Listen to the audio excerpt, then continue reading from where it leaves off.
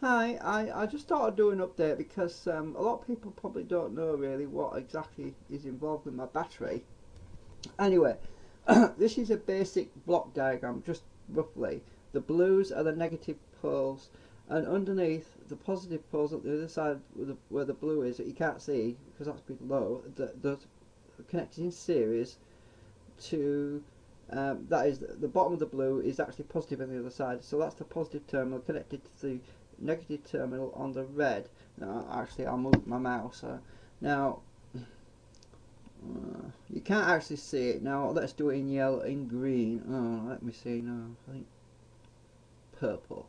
Right, okay. These at the back of the batteries, they're actually connected across at the back. Right, I don't want to mess it up because it looks confusing. That's why I didn't draw it in before, so I'm just going to undo that. But now these are the negative poles. All the negative poles are connected together, and the important part, now this is critical, is the fact that when I wired up these laptop batteries, I made sure that there was some thick insulation. There's actually some quite thick insulation between, let's see, I'll use green, it's a nice colour. There's actually some thick insulation between these cells going right the way down. That's because you don't want to have the case, because when you're removing the batteries, because these are recycled laptop batteries, right, and removing them out of the cases is very tricky. You've often got to use a knife or something, and you can actually scratch the insulation on the shrink wrap that's on the batteries, and you can actually end up with a short if you're not careful. So it's very important that you pay close attention if you're recycling any old lithium-ion batteries, because they will explode. There's a lot of YouTube videos that shows you where they can actually explode if they overheat. So I've actually paid a lot of care and attention to this, because what I've actually done, I'm just going to undo that line because it's confusing. What I've actually done is in the biscuit tin, I can't show you right at this minute, but in the tin where I put the batteries, there's actually some galvanized steel plate, and it's 2mm thick, and that plate is between each bank of cells going right the way across. Now the reason for that, and it's also in between these bank of cells going all the way across, that is because if one batch of cells actually overheats or goes wrong or catches fire, the other cells won't be directly exposed to the heat. Well, obviously heat takes a while to travel, and the idea being that the thermal fuse, which is on the front plate, which is the one that acts, it's the first bank of cells which take most of the current anyway, that's got a thermal fuse on the plate. It's actually here as a thermal fuse, and that would cut the power off anyway. Let me just get rid of this, it's messed up now. It's hard to see what we're doing.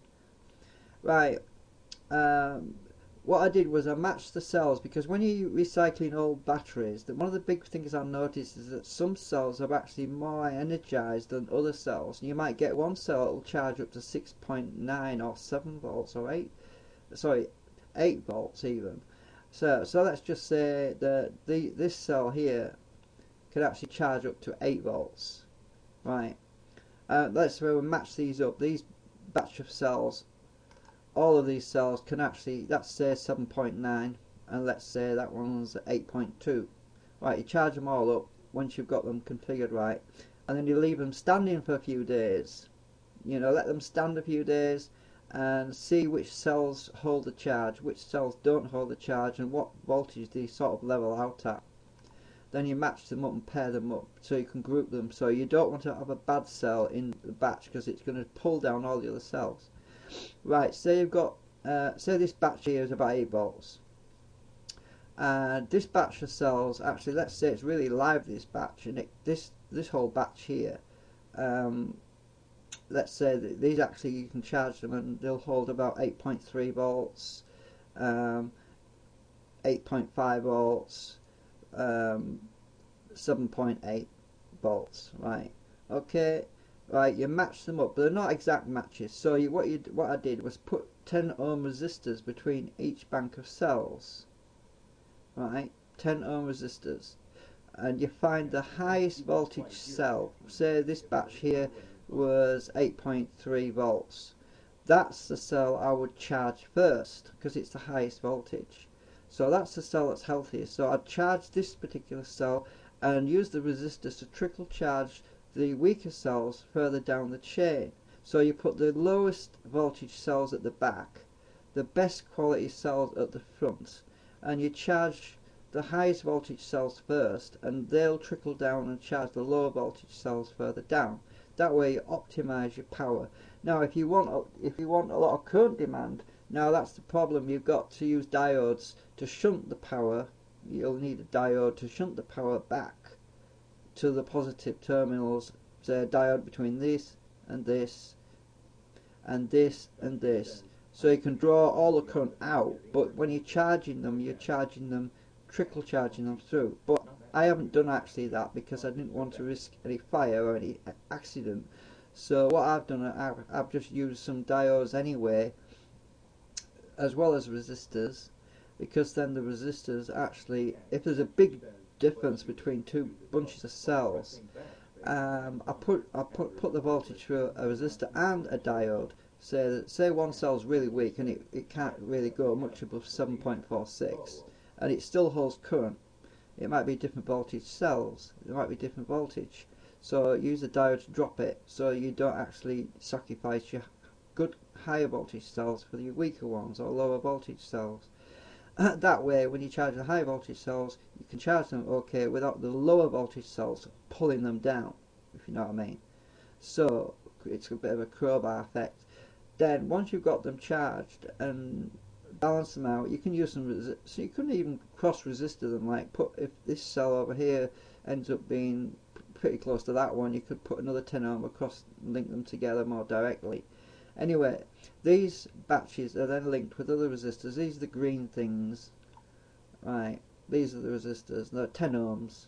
10 ohms seems safe because it doesn't carry too much current, and they'll just burn out if you actually. I'd rather the resistor burn out than a battery explode. Yeah, definitely. I'd rather a resistor burn out, and it'd give me an indication anyway that there was a problem. I mean, last thing you want to know is that there's a problem when the battery explodes, if there's something wrong with it. So anyway, so anyway, that's basically, and each block of 3 is connected together. I've grouped these, obviously. You've got to match them up. So I had to charge up 60 cells actually. I got them from old laptop batteries, and you can actually go around second-hand shops, not second-hand shops, computer repair shops, and if you've got a really nice guy who's probably been repairing computers for 10 years and he's got in his back cupboard he's probably got boxes of the old things lying around and he doesn't really know what to get rid of them. I mean, he never got around to getting rid of them. But if they're really old, then don't bother because they're probably leaking all over inside the case. But if they're probably only 3 or 4 years, they've probably got some power in them, so you're probably going to have to chuck 1 or 2 cells anyway. I found that in most of the batches I found, I had to chuck about a whole pack actually was completely had it. I took that to the recycling place where they recycle batteries at the local depot, and the other battery packs, mostly it was just a couple of cells. Now this is the key thing, right? What usually happens, you'll get, say, let's say you've got, oh, I'm not drawing right now, let's say you've got a 6 battery pack, right? Sorry, I'm not very good with the mouse. There's 3 there, and right, and I can't draw up the top of this, so I don't want to make a mess, but say you've got a 6 battery pack. One of these cells might be bad, right? Might be weak. It's not shorted out, it's not pulling the others down, it's just weak. In other words, you can't get a lot of current out. So what you can do is you can, if you've got a good strong cell there and a weaker cell there, and it still holds a charge, what you can do is pair them up, you know, so parallel them up, so you're actually getting more current and you're not losing the weakness. So if you've got a whole bunch of cells in series, the last thing you want is a weak link. So if you put it in parallel, you haven't got the weak link anymore because the strong cell is going to carry the current and the weaker cell is still going to hold a certain amount of current and voltage. So you're still utilising that energy, but you're not actually wasting it. but it's important that it's not going to short out the other cells, because if it doesn't hold a charge at all, get rid of it, it's no good. Right, anyway, that's just, I'm just going to get rid of all these blocks now. I'm waffling too much. Anyway, that's that, and when I was doing my video, there's my video, I actually made a few mistakes.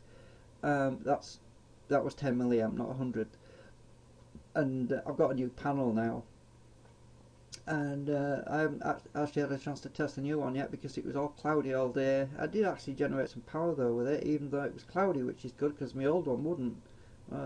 So it definitely is working. I'm just going to skip forward a bit now. Skip forward to my cells. Now you'll see they're in sixes. These are the negatives.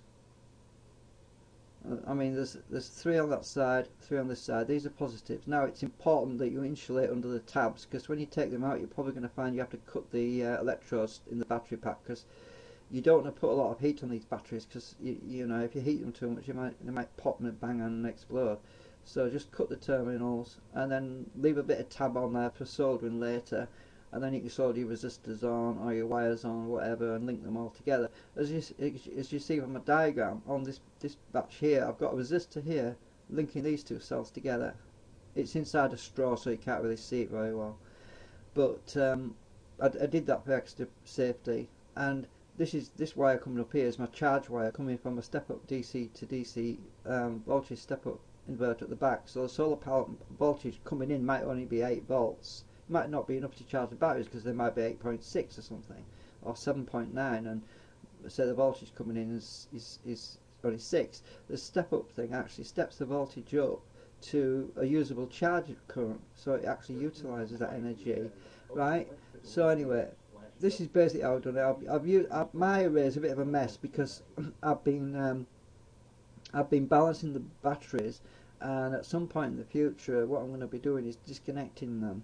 And then I'm going to wait a day and see which cells are dropping and reconfigure them if I need to do. And then I'm going to make a proper wiring loom so all the wires are neatly tidy. Sort of feed all the wires through one straw sort of thing and up to the cells. But at the moment it was a bit haphazard because I was adding cells as I was acquiring them, so I wasn't able to plan it ahead, if you know what I mean.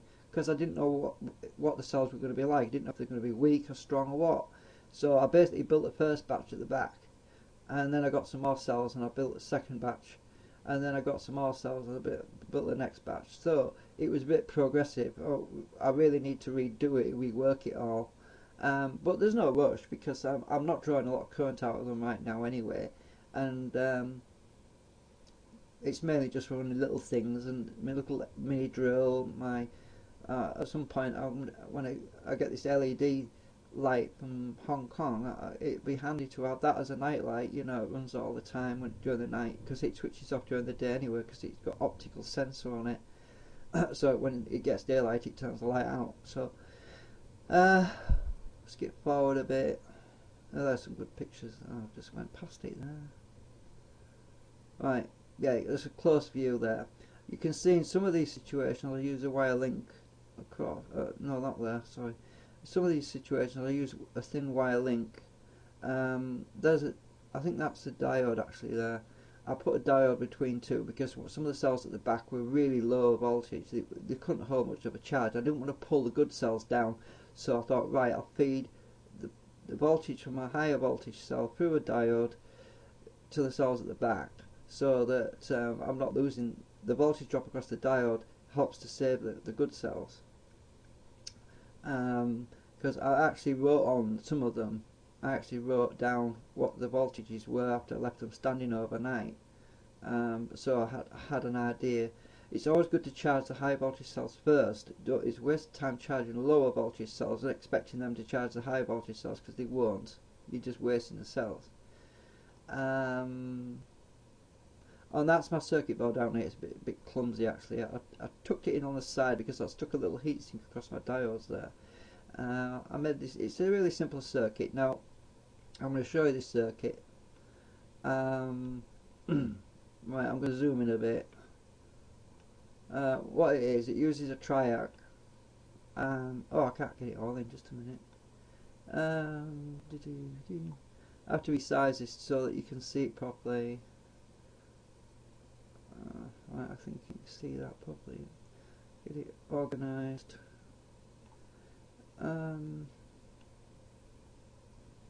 Right.